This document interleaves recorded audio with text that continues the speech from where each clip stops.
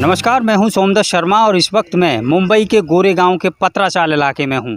ये जो आप मेरे पीछे जो दरअसल बिल्डिंग देख रहे हैं, यहाँ पर कभी पत्राचाल हुआ करती थी और इसी पत्राचाल के विवाद में आज शिवसेना के सांसद प्रवक्ता संजय राउत जेल की सलाखों के पीछे पहुँच गए हैं। ईडी ने उनको गिरफ्तार कर लिया है और दरअसल ये जो मामला था वो मामला ये था कि लगभग 35-40 एकड़ में ये फैला हुआ जो इलाका है, यहाँ पर पत्राचाल हुआ करती थी और इस पत्राचाल में जो लोग रहते थे उनको यहाँ से शिफ्ट करके उनको जो है इस तरह के जो फ्लैट आप देख रहे हैं ये फ्लैट बनाकर दिए जाने थे।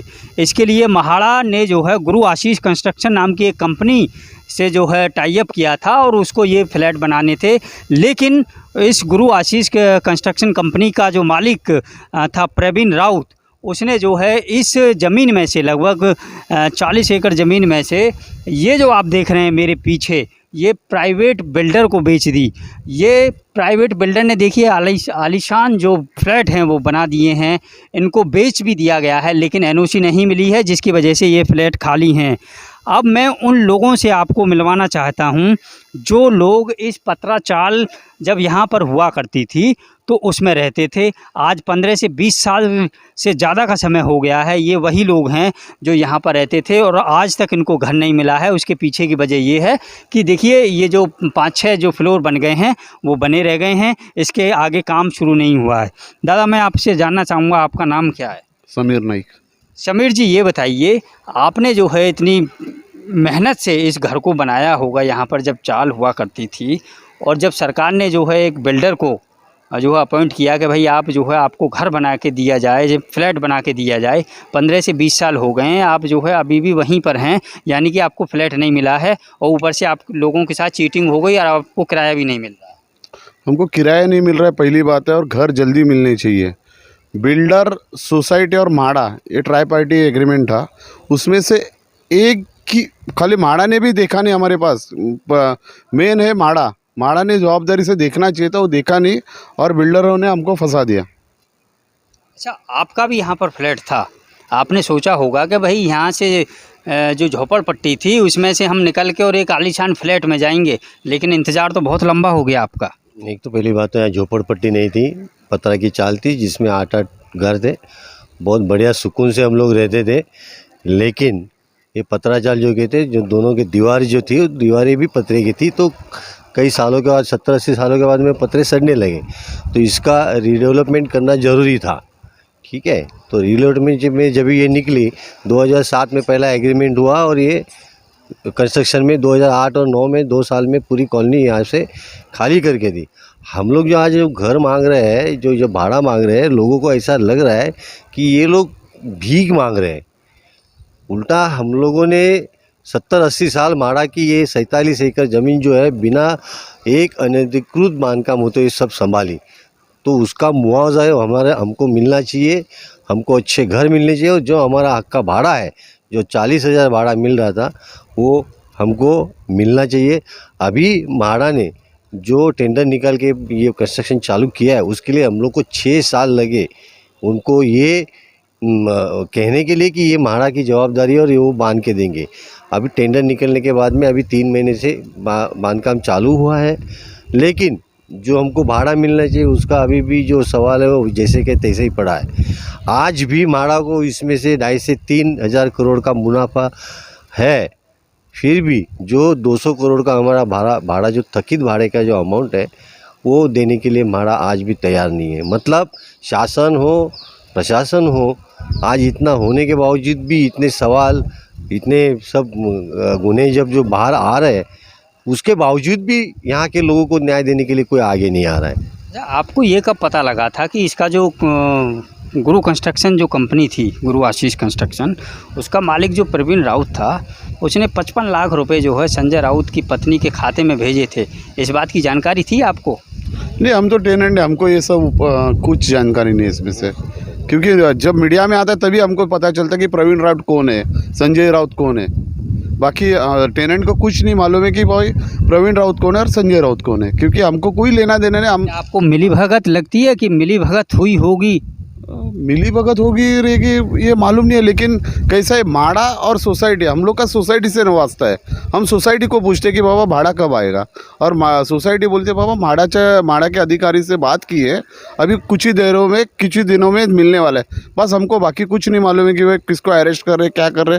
हमको जब मीडिया में दिखते हुए पत्राचाल से है तभी समझते हैं कि ये पत्राचाल से है। शरद पवार भी आए थे और जो हाउसिंग मिनिस्टर थे तत्कालीन जितेंद्र आवाड़ भी आए थे, आपको बहुत बहुत बड़े वादे उन्होंने किए थे, वो कहाँ रह गए सब वादे? पवार साहब आए थे तभी जितेंद्र आवाड़ जी गृह निर्माण मंत्री थे, तभी उन्होंने घोषित किया था कि 1 मार्च से हमको रेंट दिया जाएगा। तभी उप मुख्यमंत्री अजित पवार साहब ने बोला था एक टोन मार के उनको कि बाबा ये रहवासी थक गए, इनको सच्ची बात बताओ कि मिलने वाला है कि नहीं मिलने वाला है, इनका अप्रैल फूल मत करो। और वही हो गया जो अजित दादा पवार ने बोला था, अप्रैल फूल, और अप्रैल फूल ही हो गया हमारे लिए। अच्छा, ये अब आप क्या चाहते हैं? देखिए, गुरु आशीष कंस्ट्रक्शन का मालिक जो प्रवीण राउत है जो इसको बना रहा था वो भी लापता है। इसके अलावा संजय राउत अब जेल जा चुके हैं। आप तो अभी भी वहीं उसी रास्ते पर अटके हुए हैं जहां 15-20 साल पहले थे। हम तो वहीं पे अटके हुए हैं। हम तो घर की प्रतीक्षा में 15-16 साल से बाहर ही है, घर छोड़ के गए। 6-7 साल से भाड़ा नहीं है। हम लोग हमारे परिवार कैसे चला रहे हो हमको मालूम है। इसकी तरफ किसने देखना चाहिए? जो राजनेता है या शासन है, प्रशासन ने ध्यान देना चाहिए कि 672 फैमिलीज जो यहाँ से निकली है, जिन्होंने 47 एकड़ की ज़मीन म्हाड़ा को दी डेवलप करने के लिए, उसके बदले में सिर्फ 4.5 एकड़ में हम लोग का डेवलपमेंट हो रहा है। बाकी ज़मीन बेचने के बाद में तो आपको फ़ायदा हुआ ना, तो फिर 42 एकड़ ज़मीन बेच दी। हाँ, ये क्या दिख रहा है? ये क्या है? मनी लॉन्ड्रिंग जो हुआ वो कैसे क्या हुआ? यही तो हुआ। जो पुरानी सोसाइटी थी उन्होंने म्हाड़ा के अधिकारी ने मिलके गुरु आशीष बिल्डर को एनओसी दी कि आप ज़मीनें जो है बेच दो, रिडेवलपमेंट करो, और उसी के तो तहत ये सब खड़ी हुई है। जो ओरिजिनल टेनेंट है वो जहाँ के जहाँ ही है। आज भी हम लोग वही झगड़ा कर रहे हैं। मतलब मंत्री संतरी नेता जितने भी हैं सब मिले हुए हैं। उसके बगैर ये सब हो ही नहीं सकता। सामान्य आदमी सब, ये इतनी बड़ी रकम है ना, सुनते ही चक्कर आके गिर जाता है। करोड़ सुनने के बाद में है ना, तभी वो गिर जाता है। ये सब घोटाले सामान्य आदमी नहीं कर सकता। ये सब ये ऊपर जो बैठे हैं वही उन लोगों का ही काम है। आपको क्या लगता है ये शिंदे सरकार और फडणवीस सरकार से आपको कोई उम्मीद है?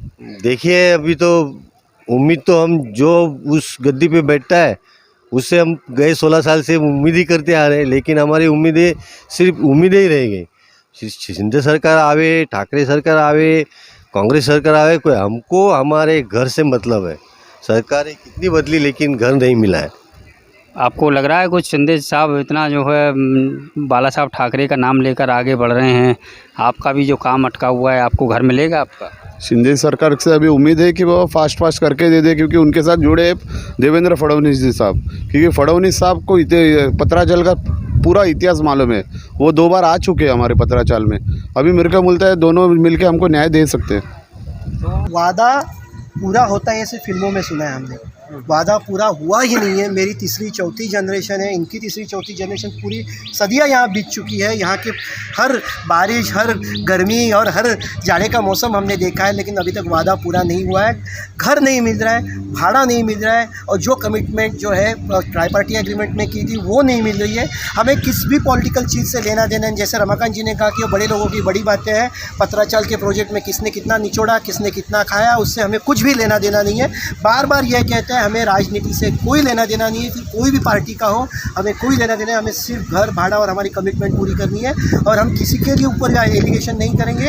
हमारे लिए हर व्यक्ति हमारे लिए कल्प्रिट है जिसने हमारे घर के काम में जिसने बाधा डालने की कोशिश की। तो हर कोई नहीं, हम में सब नंगे होते हैं। जो इन्होंने हमें तकलीफ दी उन सबको इसके लिए हम जिम्मेदार पकड़ रहे हैं। और हमारा सिर्फ और सिर्फ एक ही बात है, आप लोगों से भी विनती है कि पत्राचाल स्कैम और पत्राचाल के रहीवासी, यहाँ के लोग, स्थानीय लोग, इनको अलग रखें। ये लोग अपनी बहुत, उनके अलग दास्तान है। वो लोग अपनी तरफ से बहुत ही बुरी तरीके से भुगत चुके हैं, भुगत रहे हैं, और आगे कितना दिन भुगतना ये हमें नहीं पता। मैं खुद 4-5वां जनरेशन इस कॉलोनी में रह रहा हूँ। मेरे पिताजी का जन्म यहाँ हुआ, मेरे दादाजी की पूरी ज़िंदगी यहाँ पे गई, मेरे बड़े भाई यहाँ गए, अभी हम पूरी यहाँ यहीं पे हैं, और यही हमारा जन्मभूमि, कर्मभूमि और मर्मभूमि है। तो इससे प्लीज़ राजनीति से मत जोड़िए, हमारा बातों को अलग रख। ये तो वो लोग हैं जिनका कि इस पत्राचाल में घर था, लेकिन आज भी इनका घर का इंतज़ार ही बना हुआ है।